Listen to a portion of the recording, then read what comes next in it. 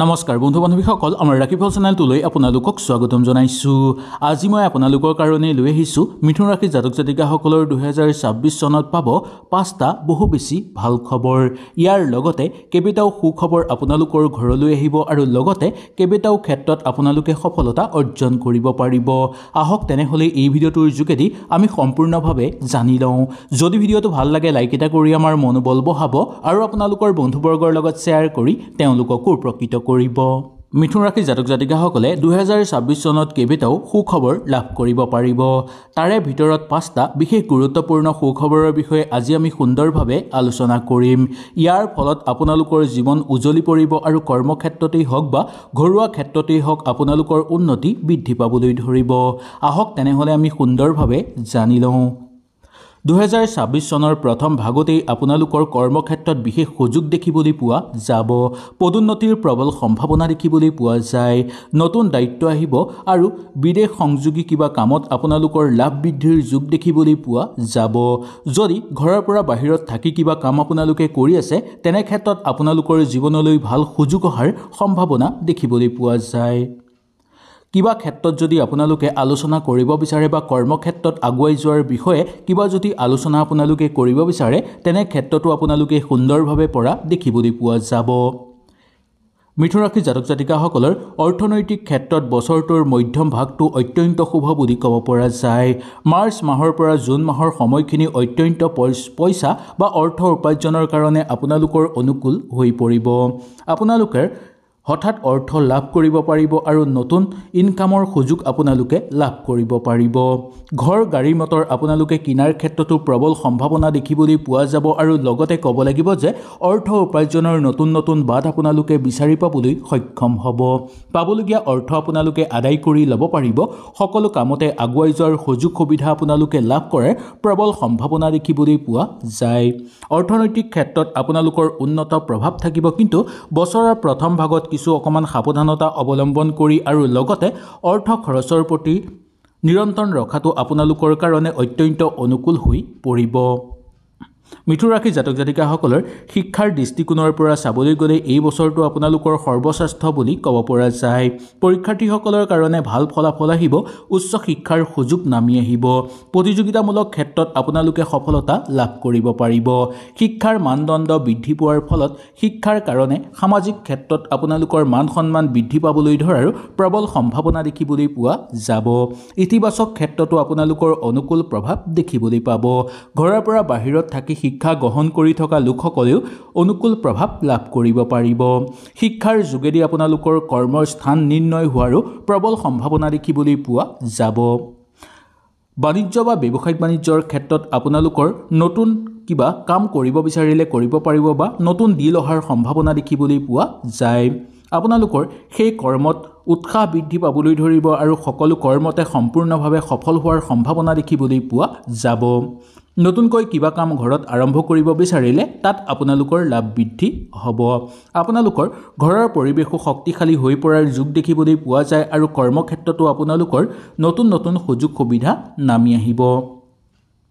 এই বেপাৰ বাণিজ্যত যদি আপোনালোকে বিনিয়োগ কৰিব বিচাৰে তেনে ক্ষেত্ৰতো সুন্দৰভাৱে বিনিয়োগ কৰিব পৰাৰ প্ৰবল সম্ভাৱনা দেখিবলৈ পোৱা যাব।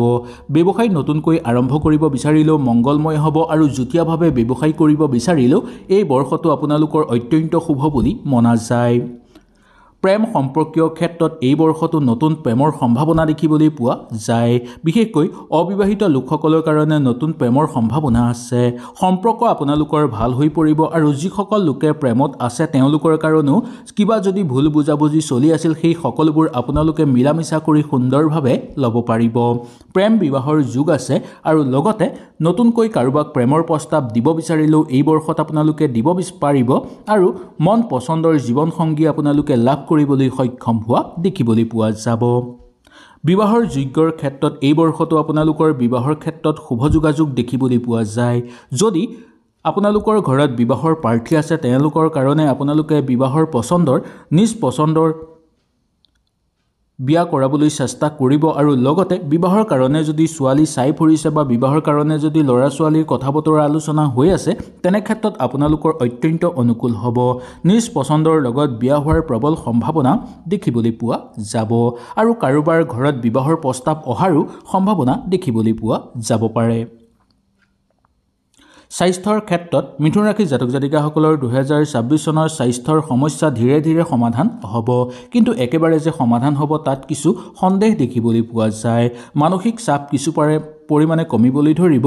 শাৰীৰিকভাৱে আপোনালোকে বছৰৰ মধ্যম ভাগৰ পৰা শেষৰ ভাগলৈ বিশেষভাৱে শক্তিশালী হৈ পৰা দেখিবলৈ পোৱা যাব। ঘৰৰ মানুহৰ স্বাস্থ্যৰ প্ৰতি কিন্তু আপোনালোকে অকণমান লক্ষ্য ৰাখিব লাগিব।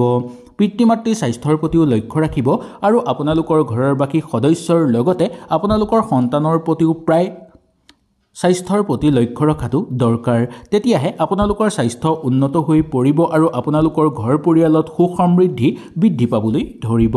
সেই গতিকে স্বাস্থ্যৰ প্ৰতি আপোনালোকে লক্ষ্য ৰাখিব। কিন্তু আপোনালোকৰ যদি নিজৰ স্বাস্থ্য বেয়া হৈ আছে তেনেহ'লে ধীৰে ধীৰে আপোনালোকৰ স্বাস্থ্য সুন্দৰ হৈ পৰিব বা সুবিধাজনক হৈ পৰাৰ যোগ দেখিবলৈ পোৱা যাব।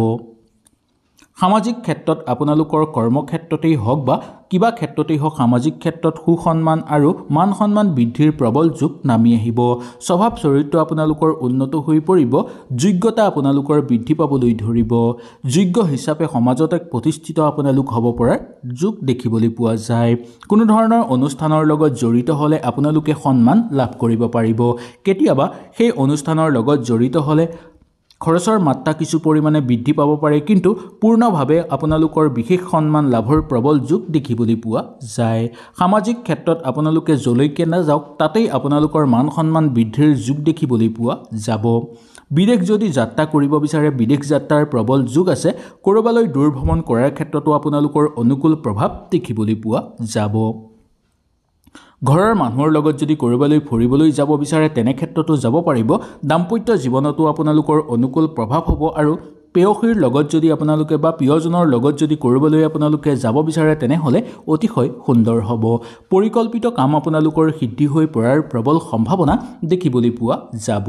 নতুন ইচ্ছামতে কিবা কাম যদি আপোনালোকে ঘৰত কৰিব বিচাৰে বা ঘৰত আৰম্ভ কৰিব বিচাৰে তেনে ক্ষেত্ৰতো আপোনালোকৰ অনুকূল প্ৰভাৱ দেখিবলৈ পোৱা যায়। বছৰৰ আৰম্ভণিৰ পৰাই আপোনালোকৰ ঘৰত মানসিক শান্তি বৃদ্ধি পাবলৈ ধৰিব। ধৰ্মীয় কামত আপোনালোকৰ আগ্ৰহ বৃদ্ধি পাবলৈ ধৰিব আৰু ধ্যান যোগ আদিৰ সৈতে আপোনালোক যিমান পাৰে জড়িত হ'বলৈ চেষ্টা কৰিব। এনেকৈ কৰিলে আপোনালোকৰ গোটেই বছৰটো অনুকূল হিচাপে পাৰ হ'বলৈ ধৰিব আৰু গোটেই বছৰত চলি থকা সমস্যাবোৰ আপোনালোকে নিঃসন্দেহে সমাপ্ত কৰি ল'ব পাৰিব। ঘৰ পৰিয়ালৰ ক্ষেত্ৰত সুখ সমৃদ্ধি বৃদ্ধি পাবলৈ ধৰিব আৰু ঘৰলৈ প্ৰিয়জনৰ আগমনৰ ফলত ঘৰৰ পৰিৱেশ আনন্দিত হৈ পৰিব। কোনো লোকৰ পৰা আপোনালোকে সুপৰামৰ্শ লাভ কৰিব পাৰিব আৰু তেওঁলোককো সেই পৰামৰ্শ প্ৰদান কৰি আনন্দিত অনুভৱ কৰিব পাৰিব। সকলো দিশতে আপোনালোকে আগুৱাই যাব পাৰিব। মামলা মোকদ্দমাৰ লগত যদি আপোনালোক জড়িত হৈ আছে তেনেহ'লে সেই মামলা মোকদ্দমাৰ জয় হোৱাৰ সম্ভাৱনা দেখিবলৈ পোৱা যাব। শিল্পী সাংস্কৃতিক জগতৰ লগত জড়িত হৈ থকা লোকসকলৰ কাৰণে অত্যন্ত অনুকূল হ'ব। সামাজিক ক্ষেত্ৰত আপোনালোকৰ মান সন্মান বৃদ্ধি পাবলৈ ধৰিব। জীৱনত চলি থকা সকলোবোৰ সমস্যা আপোনালোকৰ নোহোৱা হৈ পৰিব। ঘৰত এক নতুন উৎসাহ আৰু শক্তিৰ প্ৰতীক বা অনুমান দেখিবলৈ পোৱা যাব। ঘৰত যদি বছৰত যিকোনো এদিনত যদি আপোনালোকে বিষ্ণু সহস্ৰ পাঠ কৰাব পাৰে তেনেহ'লে অত্যন্ত আপোনালোকৰ মংগল হ'ব। যদি বিষ্ণু সহস্ৰ পাঠ আপোনালোকে কৰাব নোৱাৰে তেনেহ'লে কোনো লোকক ফল মূল দান কৰিবলৈ চেষ্টা কৰিব বা কোনো দৰিদ্ৰ মানুহক আহাৰ দান কৰিবলৈ চেষ্টা কৰিব।